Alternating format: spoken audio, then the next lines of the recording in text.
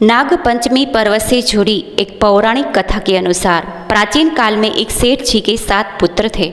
सातों के विवाह हो चुके थे। सबसे छोटे पुत्र की पत्नी श्रेष्ठ चरित्र की विदुषी और सुशील थी, परंतु उसके भाई नहीं था।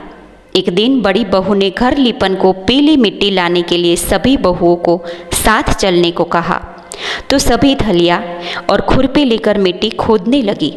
तभी वहाँ एक सर्प निकला, जिसे बड़ी बहू खुरपी से मारने लगी। यह देखकर छोटी बहू ने उसे रोकते हुए कहा, मत मारो इसे, यह बेचारा निरपराध है। यह सुनकर बड़ी बहू ने उसे नहीं मारा। तब सर्प एक और जाकर बैठ गया। तब छोटी बहू ने उससे कहा, हम अभी लौट कर आती हो, तुम यहाँ से जाना मत। यह कहकर वह सबसे साथ मिट्टी लेकर घर चली गई और वहाँ काम काज में फंसकर सर्प से जो वादा किया था उसे भूल गई। उसे दूसरे दिन यह बात याद आ गई, तो सबको साथ लेकर वहाँ पहुँची और सर्प को उस स्थान पर बैठा देखकर बोली, सर्प भैया नमस्कार।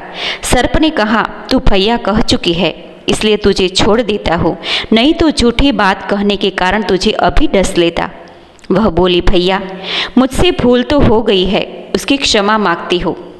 तब सर्प ने कहा, अच्छा तू आज से मेरी बहन हुई और मैं तेरा भाई हुआ, तुझे जो मांगना हो मांग ले। वह बोली, भैया मेरा कोई नहीं है, अच्छा हुआ तू मेरा भाई बन गया।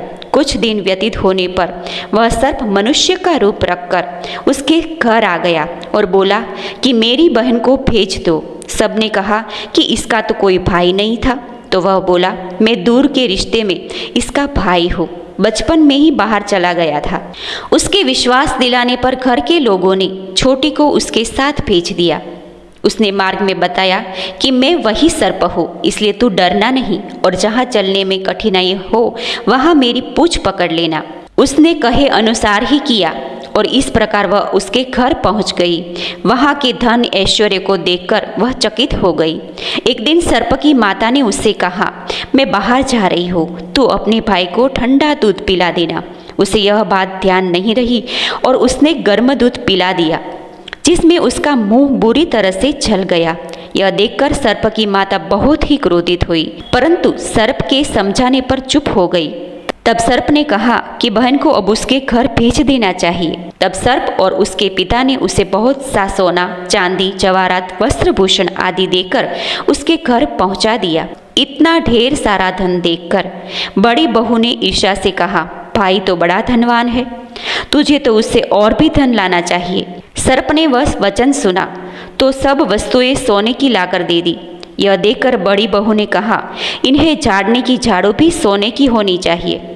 तब सर्प ने झाड़ू भी सोने की लाकर रख दी। सर्प ने छोटी बहू को हीरा मणियों का एक अद्भुत हार दिया था। उसकी प्रशंसा उस देश की रानी ने भी सुनी और वह राजा से बोली कि सेठ की छोटी बहू का हार यहाँ आना चाहिए। राजा ने मंत्री को हुक्म दिया कि उससे वह हार लेकर शीघ्र उपस्थित हो। मंत्री ने सेठ जी से जाकर कहा कि महारानी जी छोटी बहू का हार पहनेगी, वह उससे लेकर मुझे दे दो। सेठ जी ने डर के कारण छोटी बहू से हार मंगाकर दे दिया। छोटी बहू को यह बात बहुत बुरी लगी।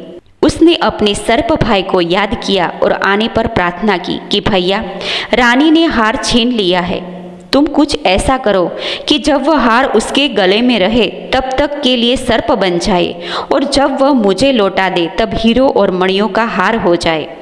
सर्प ने ठीक वैसा ही किया। जैसे ही रानी ने हार पहना वैसे ही वह सर्प बन गया। यह देखकर रानी चीख पड़ी और रोने लगी। यह देखकर राजा ने सेठ के पास खबर भेजी कि छोटी बहू को तुरंत भेजो। सेठ जी डर गए कि राजा न जाने क्या करेगा। वे स्वयं छोटी बहू को साथ लेकर उपस्थित हुए। राजा ने छोटी बहू से पूछा, तूने क्या जादू किया है?